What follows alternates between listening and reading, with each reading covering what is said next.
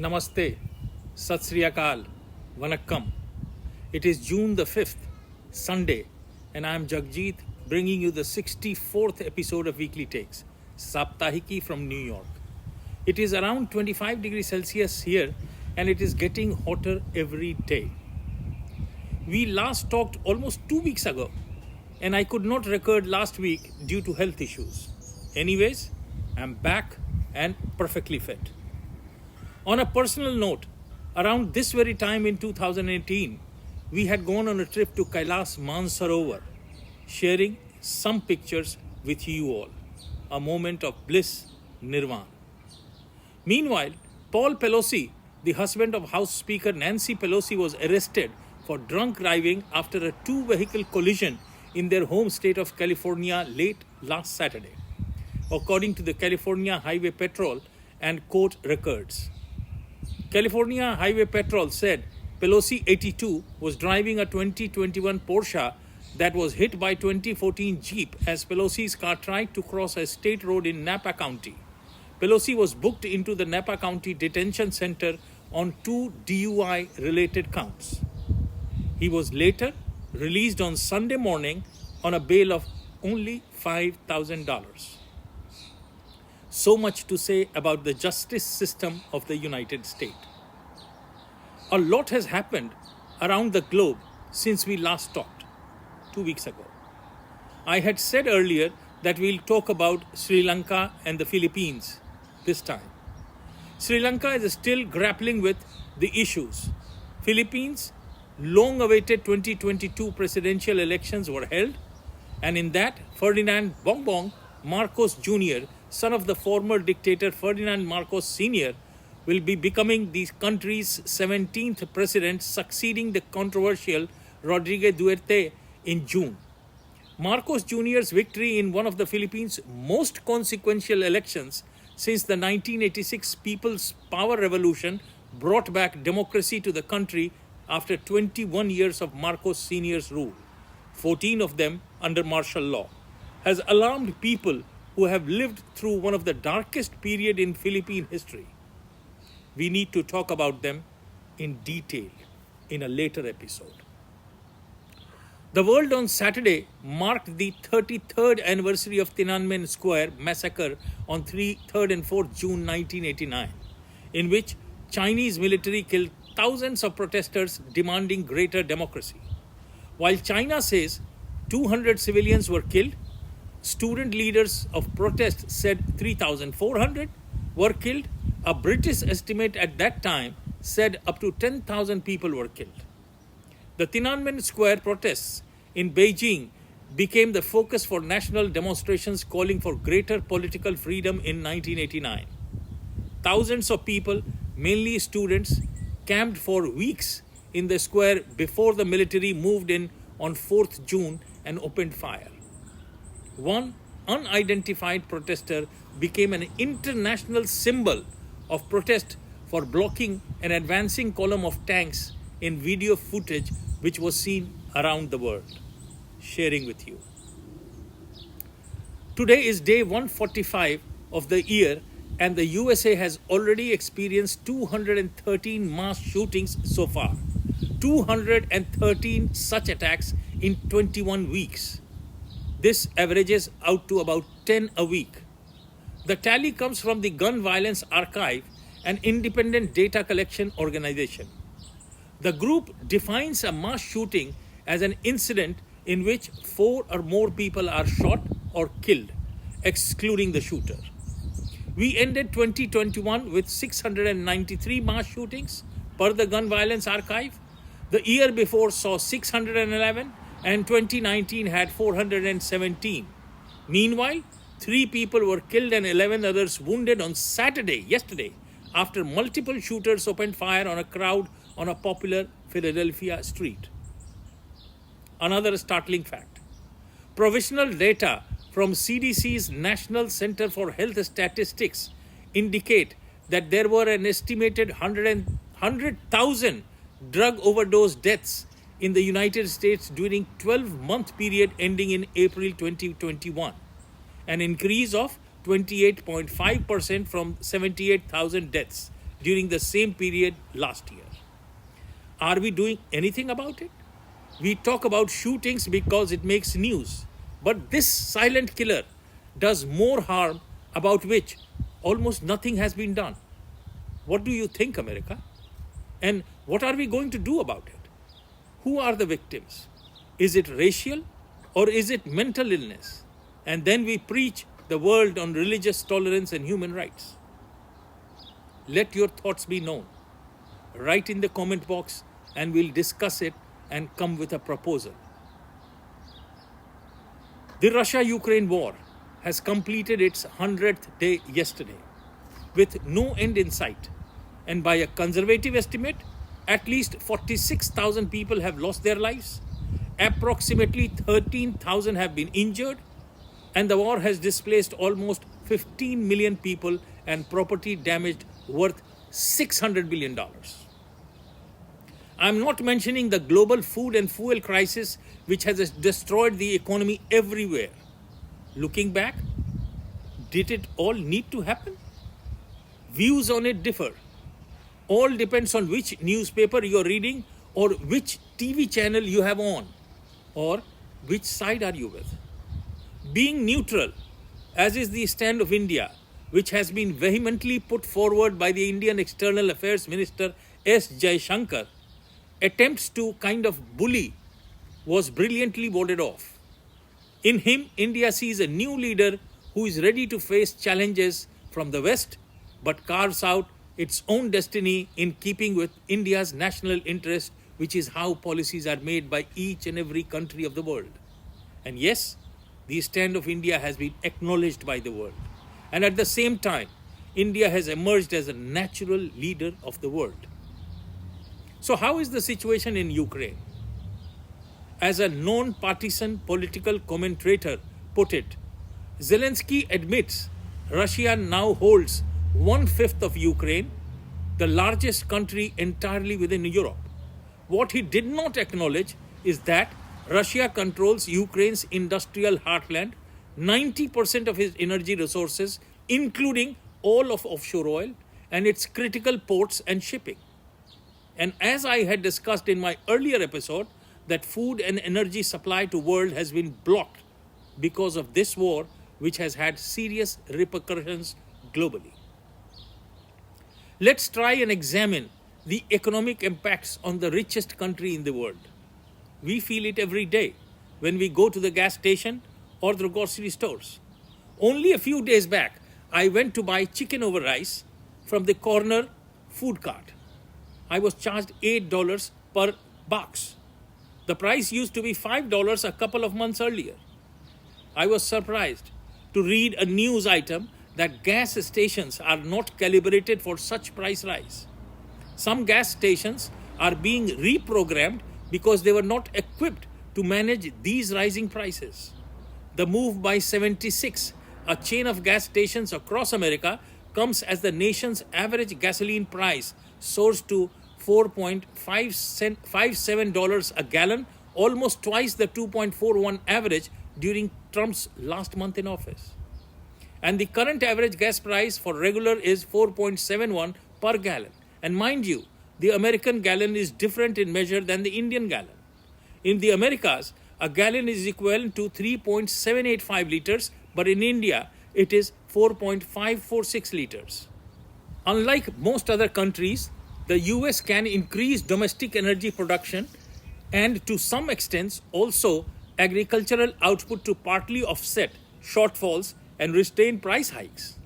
However, the ability of United States producers to boost production quickly and significantly is not unrestrained due to supply chain bottlenecks, shortages, and various regulatory, financial, and technological hurdles to profitability. US inflation was already at historically high levels after a period of fiscal expansion and monetary accommodation following the COVID-19 economic shock. The onset of the war has exacerbated the problem globally. As per reports in America, households will really be feeling the pinch this inflation period. The average US household is expected to spend an extra $5,200 this year or $433 per month compared to 2021 for the same consumption basket, according to new estimates by Bloomberg Economics. The report broke down what Americans will be paying more for. About $2,200 of that inflation tax will come from pricier food and energy, said Bloomberg economists Andrew Husby and Anna Wong. The personal finances of black Americans will be hit hard. The Bloomberg economists are not the only ones warning about inflation.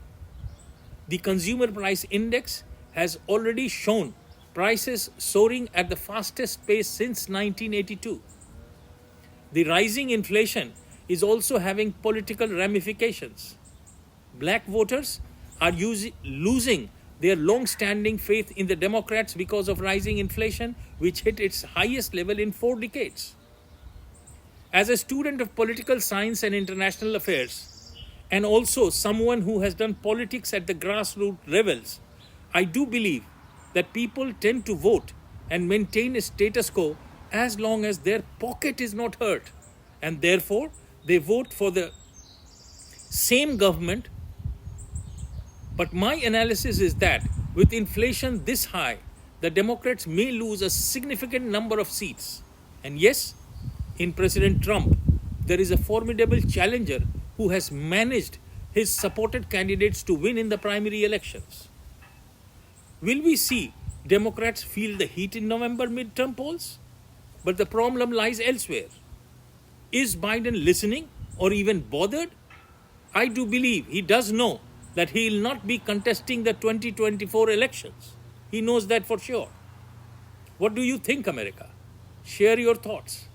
Write in the comment box and we will discuss it in a later episode. The picture is similar in other countries. Report from the United Kingdom.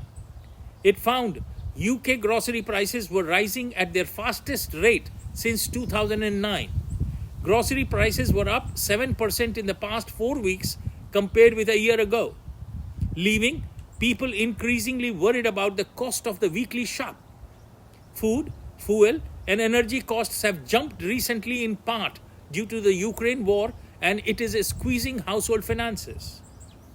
And similar is the situation in India, which is also facing price rise, and with world's 1/5 the population, problems are magnified. But did the leadership tackle it nicely? I had said in the last episode that as a follow-up of the Russia-Ukraine war, we'll discuss in detail as to how India stands to gain because of its neutral stance from the Russia-Ukraine war. Is India to supply wheat to the world? Or is India gaining by selling oil to the European Union? Is it not the acumen of the leadership of Prime Minister Modi? Is that why the Prime Minister went to Europe recently? Let's examine what is the truth. Before delving deep, let me tell you one simple thing. In politics, what you see is not true, and what actually happens you never come to see. Guzzling up to 5.5 million barrels every day, India is the world's 3rd largest consumer of oil, behind US and China. But India imports 85% of this oil from more than 40 countries. The bulk of supplies come from the Middle East and the US. India imports only 2% of its supplies from Russia. But with oil prices shooting up, this year the government has steadily increased its intake from Moscow, taking advantage of the heavy discounts.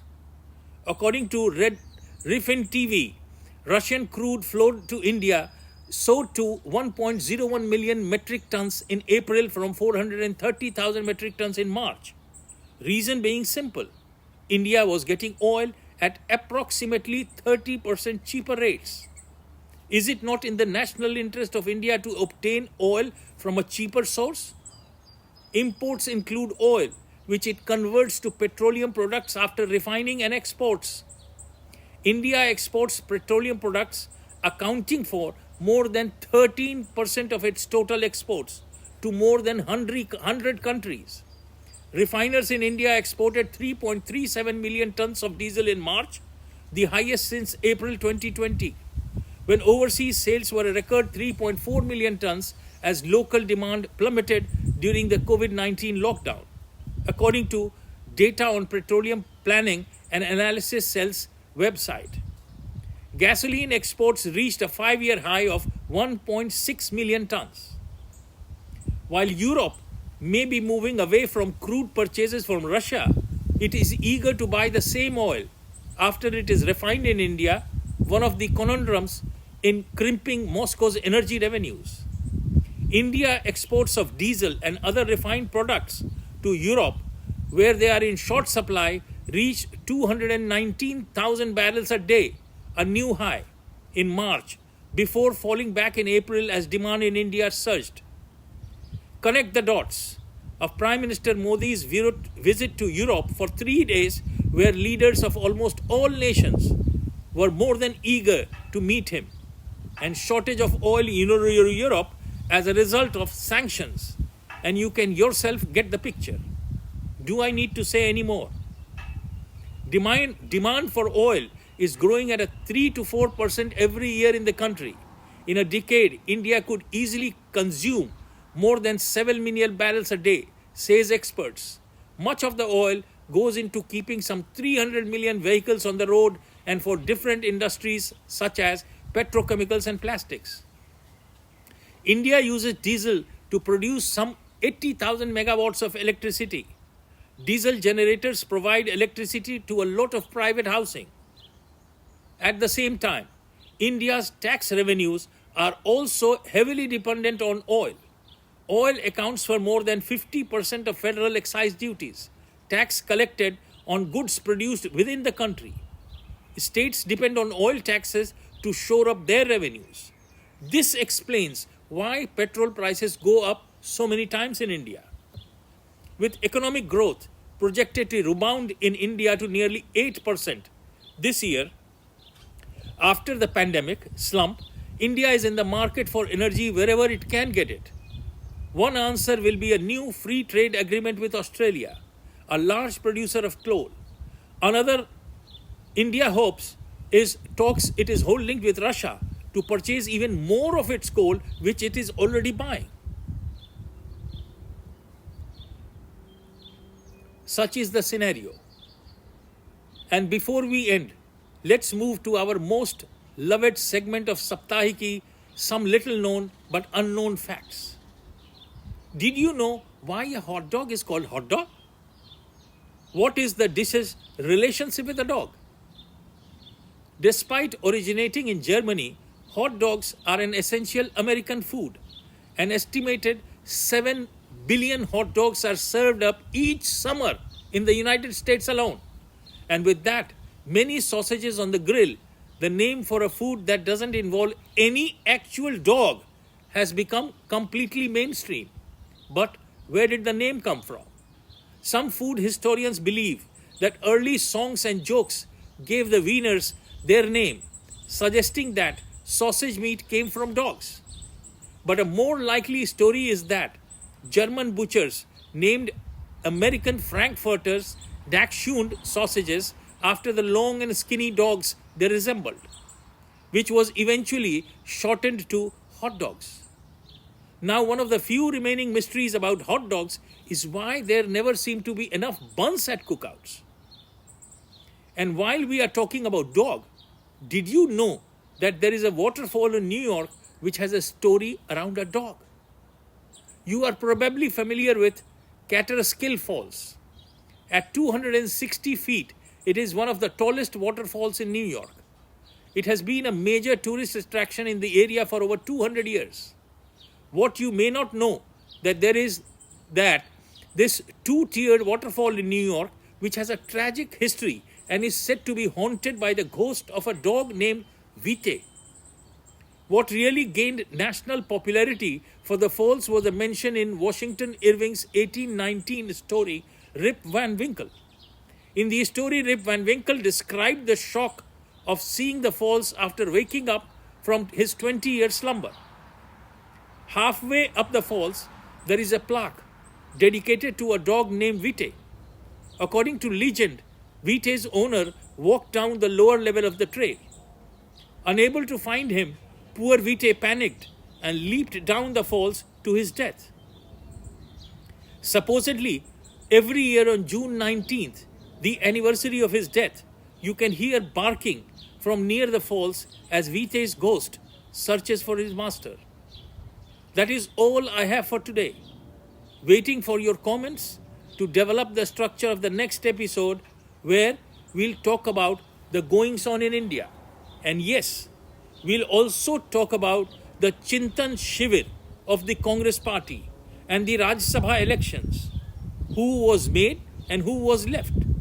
We will also talk about the elections in various states held recently where the Congress nominees lost their security deposits. And to top it all, even Nota, none of the above, got more votes than the Congress candidates. Should the Congress party close its shop or bring in new management? Share your thoughts for a lively discussion in the next episode. What are the chances of Sonia Gandhi winning the elections from Rai Bareli in 2024? What will happen to the ED summons to the Gandhi Parivar? Is it vendetta or routine work? What is the story behind testing positive for COVID? On social media, netizens are attributing it to a new ED variant. Keeping in view COVID, ED has issued a new summon to the Gandhi Parivar for 13th of June. Back in India, is there a threat to the social fabric of India? Where is the money coming from for funding these agitations?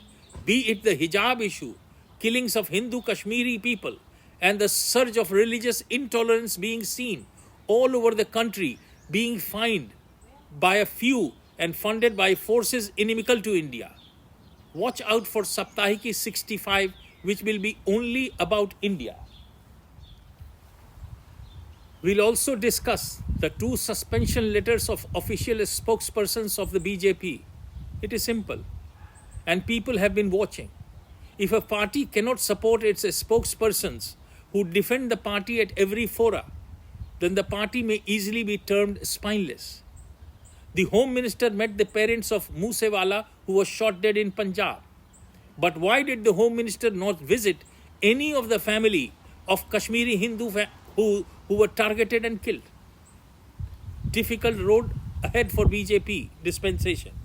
After all, it is the public perception which matters. And the BJP has the benefit of Pappu being the opponent. But for how long? And yes, if you liked the program, I know you did, then please press the like button. And to keep yourself informed about the future programs, subscribe to the channel. Till next week, Jai Hind, Jai Bharat.